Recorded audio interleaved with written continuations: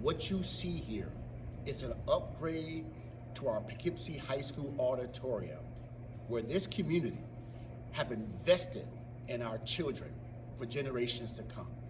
This is not just a construction, renovation, this is a transformation of spaces where some kids will have their first performance, will receive a high school diploma.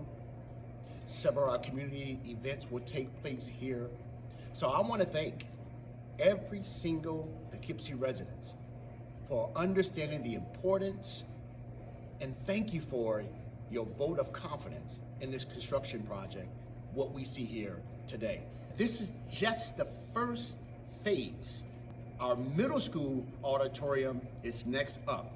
We're excited about what's taking place, what's transforming in that auditorium.